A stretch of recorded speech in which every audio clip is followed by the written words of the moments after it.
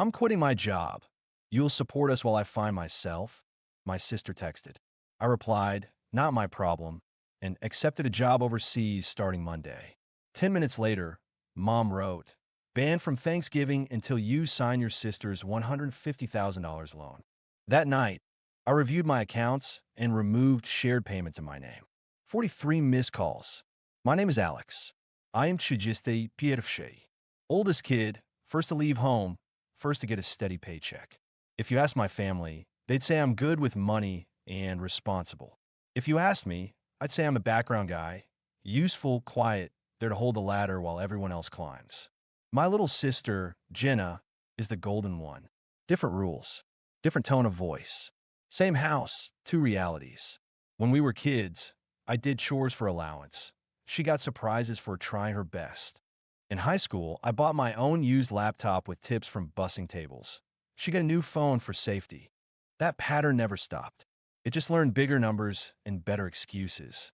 I work operations for an international logistics company. It's not flashy, but it's stable. I track shipments, fix processes, make things run on time. I like numbers that add up, bills that clear, calendars that are real. My life fits in a spreadsheet. My family lives in a group chat. The last Sunday dinner I went to was a month ago. Mom had a roast in the oven. Dad's game was on mute. Jenna breezed in 20 minutes late, wearing an oversized sweater that probably cost a car payment. She kissed Mom's cheek, dropped onto a chair, and immediately asked, do we have lemon water or just regular? I was chopping parsley. Sink works, I said. She made a face like I'd suggested drinking from a puddle. Aunt Rose leaned across the table. Alex, you're not still renting, are you? That's just lighting money on fire. Working on it, I said. Mom didn't look up from basting. He likes to be careful, she said. He's good with that. Our planner. Then she tapped the oven door with the back of the spoon and added, almost lightly, besides, Alex is comfortable. He's not like Jenna. She's creative. She's meant for more. Jenna put her chin in her palm and smiled without teeth, like a magazine ad. I'm figuring stuff out, she said. It's a journey. I kept chopping. Dad turned the volume up for a replay and said, Alex, grab the bill when it gets here, yeah? I forgot my wallet in the car. In the kitchen, I said. Everyone chuckled. It was an easy joke because it was an easy assumption. Of course, I'd cover the bill. I always cover the bill. Later, in the living room, I told Mom I was thinking about taking a short-term assignment abroad. 6 months, I said. Maybe a year. She waved it away with the hand that wasn't holding her glass. Sweetie, that's not realistic. Your sister needs you right now. What does that mean? I asked. Don't be defensive, she said. You know how Jenna is. She just needs a little runway. Jenna wandered in, checked her reflection in the black TV screen, and said to me, you'll understand when you let go a little. Something small and old shifted in my chest. It wasn't anger. It was that heavy, familiar feeling I used to get as a kid when the teacher said, group project, and everyone looked at me because they wanted an A without the work. I put the knife down. I brought dessert, I said. It's in the fridge. Aunt Rose called from the table. You're a doll. Then, quieter to Mom, thinking I wouldn't hear, you're lucky to have him. Mom answered without lowering her voice. Of course we are. That's what family is. There was a pause. The kind where you're supposed to nod and agree and be grateful for being needed. I nodded anyway. And that was it, that tiny moment. No shouting, no scene, just a little reminder of the rules. Jenna dreams. I do the dishes. Jenna finds herself. I find my wallet. That night, I lay on my couch staring at the ceiling and felt the old ache settle in, the one you mistake for love because it started in the same house. I slept badly. I kept hearing Mom's sentence loop in my head. She needs you right now. Right now was about to become a number. I could feel it. The money stuff didn't start huge. It started with put it on your card. We'll settle up. The first time was a family plan for phones. Just for a year, Mom said. 1 year became 5. $216 a month. Then Netflix. $14.99. Then, can you add your sister to your car insurance for now? $96 extra. I told myself it was fine. I could afford it. It kept the peace. After college, I stayed home 2 extra years to help while Dad's hours got cut. I paid half the mortgage, temporarily. Temporary turned into don't rock the boat. When I finally moved out, I left my name on the power bill because the auto pay was already set up. We'll switch it, Mom said. Next month.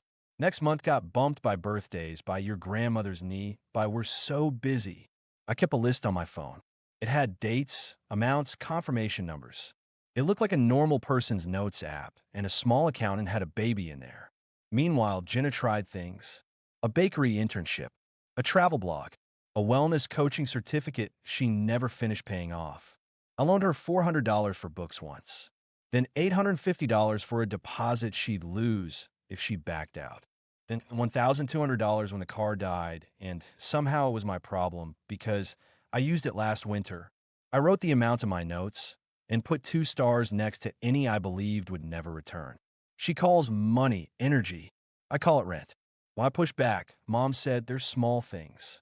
When I sent a Venmo request to Jenna with a friendly, "Hey, can you tackle this week?" she replied with a heart and no money. "Don't be transactional," she said in person. "It's gross." Dad's line was always, "Family is family. It evens out." It didn't. It just got tidier. The asks were packaged better. We thought it'd be simpler if one person handled the payments. Mom texted once and attached a photo of our water bill with my old account number circled in blue pen. "You're organized," she added. "We'll get you next time." I'm not a saint. I'm not a martyr. I'm a guy who can do math. I kept helping because it felt easier than fighting. It felt like leaving a light on for people you're not sure will ever come home. Last winter, I got offered a rotation in our Dublin office. 12 months. Housing stipend, travel paid, a raise. It was everything I say I want when I'm being honest. I half accepted, then paused. I told them I needed time. In my family, leaving wasn't just leaving. It was abandoning. It was, "So you think you're better than us." I told Mom about it in January. She said, "We'll talk after Jenna figures out her next step." Her next step became a man named Caleb in an apartment they couldn't afford. He's a nice enough guy. He wore a beanie to Thanksgiving and called my mother ma'am, which she loved. In March, Jenna and Caleb got a dog. In April, Jenna decided her boss was toxic and quit. In May, the group chat got busier. Rent is predatory. Landlords are vampires. Capitalism is violence. I muted it for 8 hours and went for a walk. By June, I'd covered 3 tiny things. The phone bill when Mom's car got weird, the car insurance when Jenna had a limit on Venmo, and a surprise vet bill because the universe sent us Daisy. $216, $96, $347. Numbers that felt small until they became a stack of straws. Mom's language shifted around then. She started using we. We need. We were thinking. We could all pitch in. If I asked who he was, she said, "Oh, Alex, don't start. You know what I mean." I know exactly what she means. The first time the number $150,000 showed up, it wasn't in a text. It was a binder, white with tabs. Mom slid it across the table like she was giving me a college brochure. "Jenna's opening a studio," she said. "There's a whole plan, a year of runway. She just needs a guarantor to unlock better terms." "A guarantor," I repeated. Dad cleared his throat. "It's just your name," he said. "It shows confidence. It shows liability," I said. Jenna twirled a strand of hair and said, "It's not that deep." "It's exactly that deep," I said. 150 grand is deep. "It's an investment in family," Mom said. "We would do it for you." They wouldn't. They never had. I closed the binder and slid it back. "I can't co-sign a loan for you," I said to Jenna. "I love you, but no." She rolled her eyes like I'd refused to share fries. "Wow," she said. "You're so tight." That night, Mom called and cried. Dad called and didn't. Aunt Rose sent a voice note about seasons and abundance. Jenna posted an Instagram story about financial abuse with a paragraph from a blog about siblings who hoard wealth. Caleb texted me a thumbs down. I put my phone face down and watched the ceiling fan trace slow circles in the dark. The Dublin offer sat in my inbox like a door half open. I could feel air moving through it. Then came the ask inside the ask. "I'm quitting my job. You'll support us while I find myself." Not yet in words, but soon. I could hear it coming like a train around a bend. The track was already laid. It arrived on a Wednesday at 8:12 a.m. I was brushing my teeth. My phone buzzed on the sink. Jenna, I'm quitting today. I can't do the stress anymore. You'll support us while I find myself. There wasn't a question mark anywhere in that message. Just the certainty of someone who has always landed on a cushion she didn't sew. I rinsed my mouth, looked at my face in the mirror, sleep creased, ordinary, and typed back with my thumbs. Me, not my problem. I hit send. My hands didn't shake. I wasn't mean. I was concise. Within 60 seconds. Call me. Right now. Jenna, are you serious? Caleb, bro. The Dublin email was still open on my laptop. I scrolled to the bottom and clicked accept. Start date, Monday. Flight, assigned. Apartment, arranged. It felt like putting a plate back in the cabinet where it belonged. 8 minutes later, Mom sent the all-caps classic. Banned from Thanksgiving until you sign your sister's $150,000 loan. I actually laughed. Not loud. Just a small, private sound I hadn't made in years. It sounded like relief wearing a cheap disguise. 10 minutes after that, my phone lit up with a FaceTime from Dad. I answered. They were on speaker. I could see the kitchen behind them, the fridge calendar with everyone's names except mine. Mom didn't waste time. You will apologize to your sister, she said. You will fix this. No, I said. What do you mean, no? Her voice went high and then thin. I mean, no, I said. I won't be supporting two adults. I won't be co-signing anything. I won't be on the hook for six figures because you're rewriting reality with feelings. Dad leaned toward the phone. Watch your tone. My tone is calm, I said. It's going to stay calm. Jenna barged into frame, mascara already smudged in a way that made me think of stage play. You're so selfish, she said. You're punishing me for being different. I'm not punishing you, I said. I'm drawing a line. You've never believed in me, she said. I believe in you when I paid for your books, I said. When I covered your car insurance. When I added you to my phone plan. When I paid your vet bill. When I sat through 3 different launch parties for projects you abandoned by the next Thursday. She sucked her breath. You're keeping score? Yes, I said, because I'm the one paying the bill. Mom tried a new angle. If you leave now, she said, you abandon this family. I'll leave Monday, I said. For work, not for spite. Oh, he thinks he's better than us, Jenna said, tearful and theatrical. I stood up straighter and spoke like I was on a call at the office because that's where I learned how to be clear. This isn't about revenge, I said. This is about closure. Silence, then laughter, the mean, kind dad does when he thinks he's the smartest person in the room. Closure from what? He said. Doing your part. From being the plan, I said. From being the quiet solution. They all started at once. Mom with blame, Dad with volume, Jenna with accusation, Caleb with bro syllables from somewhere off camera. I didn't raise my voice. I repeated myself like a policy. I'm not your guarantor, I said. I'm not your salary. I'm not your emergency fund. Dad jabbed a finger at the screen. You will regret this. I already regret not doing it sooner, I said. I ended the call. I put the phone down on the counter like a hot pan and stared out the window. Across the street, my neighbor was watering his tomatoes. The sun hit the side of the building and made a rectangle of light on my floor. Nothing exploded. Nothing broke. The city kept moving. 15 minutes later, a group text arrived. MOM. Family meeting. Tonight. Sette non negotiable. Me. I won't be there. MOM. You will come. Me. No. Jenna. I hate you. Me. I love you. I won't finance you. Blue bubbles, gray bubbles, blue, gray, then just gray. Long paragraphs about sacrifice, about everything we did for you, about the way you talk to your mother. I set the phone face down, opened my laptop, and forwarded my signed acceptance to HR. Then I emailed my landlord my notice, booked the airport train, and wrote myself a list with boxes I could check. It felt like building a small raft while the tide turned. It felt like leaving a room I'd outgrown, but kept cleaning anyway. That night, I did what I should have done a year ago. I opened every account that had another person's name on it and started cutting strings.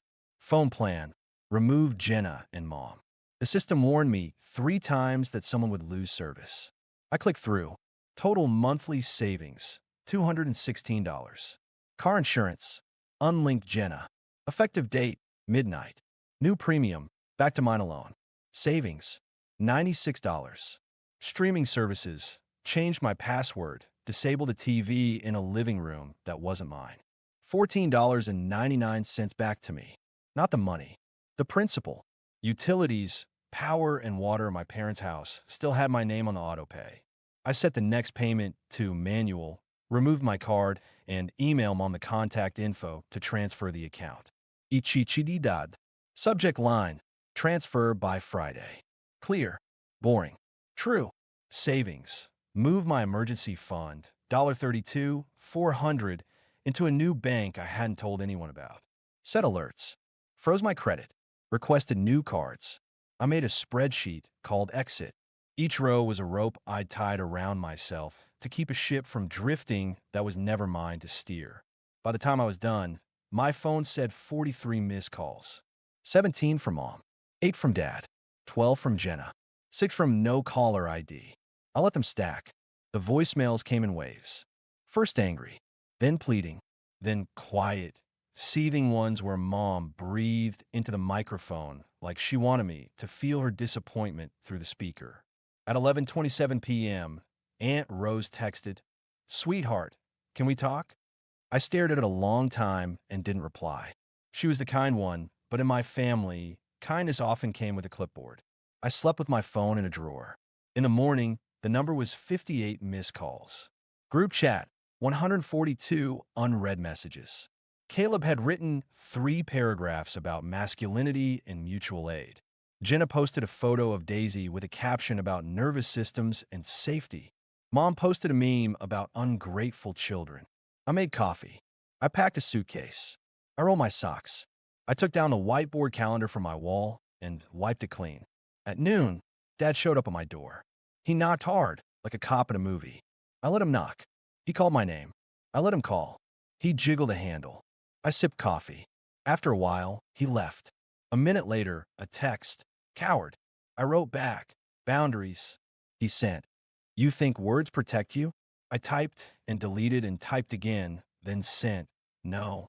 Policies do. Mom kept up the percussion. Banned was her new favorite word. Banned from Thanksgiving, from Christmas, from the family chat, while also being tagged in every message in the same family chat. It was like being told to leave and then having the door shoved open in your face. At 3 p.m., Jenna sent a photo of a contract. We need your signature by 5, she wrote. The bank closes at 6. Read the sentence where it says joint and several liability. I replied. Then read it again. You don't love me, she shot back. I love you enough to not let you drown us both. I wrote. I love you enough to stop pretending money is a vibe. She sent me a voice message I didn't play. Then, Daisy misses you. I stared at that and felt something twist. I didn't love that dog. I also love my future. Love is not a payment plan. I went to my storage unit and made 3 piles: keep, donate, trash. The keep pile was smaller than I expected. It looked like a life that could move. On my way home, I passed the corner bar and saw Caleb inside on a stool, telling a story with big hands. He didn't see me. I kept walking. Back upstairs, I printed my flight information and taped it to the inside of my front door. It made the plan feel solid. Train at 6:20 a.m., Terminal 2. Seat 21A. My job had arranged temporary housing near the office. The photos looked clean and boring and like a place where nobody would ask me for a login. At 7 p.m., while the non-negotiable family meeting apparently happened without me, my phone went quiet. An hour later, it lit again. MOM, final offer. Sign the loan. Keep your number in the plan. Thanksgiving is at Aunt Rose's at 3. You can carve. Me, no. MOM, why are you doing this? Me, because the only way to stop being the plan is to stop being the plan. Nothing for a while. Then, MOM, we won't forget this. Me either. I took a shower. I set 3 alarms. I texted my friend Mike the airport time and the address of my place just in case. He replied with a thumbs up and a plain emoji and, proud of you, man. I lay in bed in a quiet apartment, listening to a neighbor's dishwasher hum. I thought about the binder with tabs and the way Mom had pushed it across the table like fate. I thought about 43 missed calls and the shape of my life when nobody else's hands were on it. It wasn't peace yet, but it was quiet. Quiet is what you get first when you finally refuse the noise. Thanksgiving came early for me that year. It arrived on a Monday at 7:35 a.m. with a gray sky over a new city and my breath fogging in front of me like a cartoon speech bubble. I moved into the company flat and learned the grocery store hours. I bought a kettle because everyone said I needed one, and a cheap plant because the window looked sad without it. I set up my work laptop on a small desk and taped my little spreadsheet of bills to the side. It had 5 lines now, all with my name only. The first week, I woke up expecting the old rhythm, text before I'd finished coffee, little fires in other people's kitchens. Instead, I had emails about shipments and morning meetings that ended when they said they would. I walked from work along a canal and counted dogs. I learned the sound the crosswalks make here. I cooked for one and ate all of it. On Wednesday, a screenshot from my credit monitoring app popped up. New inquiry attempted blocked. I smiled at my plant and watered it a little. That night, Jenna sent a photo of a turkey emoji and "Are you happy?" I typed for a while, then erased it all and sent, "I hope you find what you're looking for. I can't fund the search." She didn't reply. Mom sent a message that started with, "I shouldn't say this," and then said it anyway. I read it. I didn't answer. The next day, she sent nothing. That felt like a new holiday in our calendar. Empty box day. I made myself a small plate on actual Thanksgiving. Roasted chicken breast because turkeys here look like a commitment, potatoes, green beans. I FaceTimed Mike and held up my plate. He held up his, a greasy slice of pizza. Tradition, he said. We laughed. After dinner, I opened my notes app and looked at the old list. Dates, amounts, the breadcrumb trail of how a boundary disappears when you keep stepping over it just this once. I scrolled to the bottom and added a line. I won't co-sign chaos. I won't be leveraged with love. I won't call neglect help. I won't trade peace for access. I won't apologize for keeping what I earn. I won't be the plan. I read it twice. Then I wrote one more sentence, the only one that mattered if I wanted any of this to stick. I will love you without paying for you. It wasn't a victory speech. It was a memo to myself. The kind you put in a folder and check when you feel weak. The kind that holds when the text comes soft or loud or in all caps. People think closure is a door slamming. It's not. It's a door you finally stop holding open for people who never planned to walk through it. I'm not banned from anything that matters. I eat what I cook. I answer what I want. I earn, I save, I sleep. This isn't about revenge. It never was. It's about not confusing being needed with being loved. It's about refusing to be a wallet with feelings. My name is Alex. I'm 31. I'm done being the plan. And I'm not sorry.